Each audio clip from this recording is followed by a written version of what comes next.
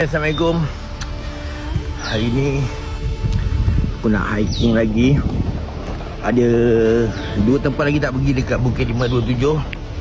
So jom kita tengok tempat yang 2 tu berata dengan apa, sungai tiga beradik ke. So aku nak pergi tengok. Apapun, jom kita naik. Sas. Beginilah trek awal sebelum pendakian. Macam inilah keadaan dia. Anak-anak tangga yang agak keras sikit nak manjat.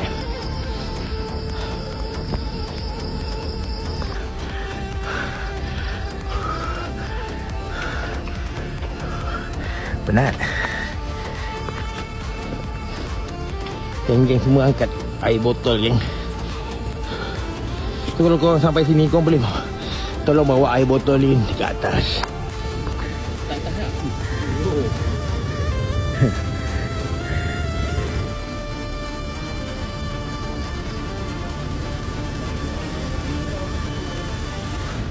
Kita sampai ke puncak bukit.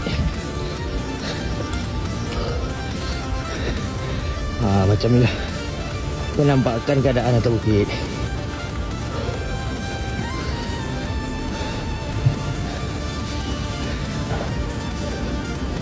Kalau korang ada kat sini, saya ada surau tau untuk lelaki perempuan.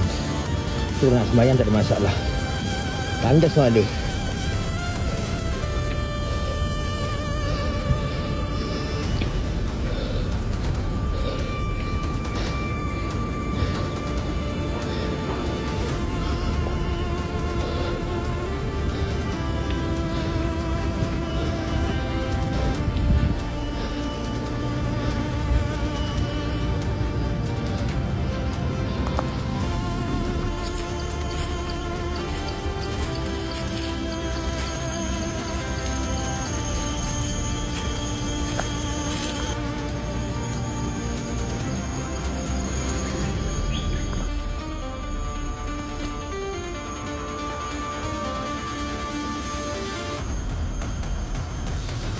Mantap.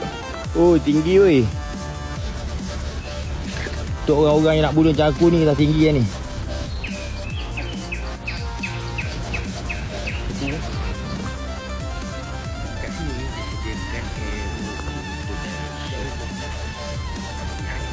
Oh, penat.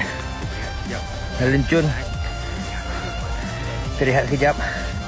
Ambil angin, sekejap kita sambung. Kita dah panjat, dah turun bukit. Sekarang ni jalan rata. Kita menghala ke kemah campsite kita kat atas.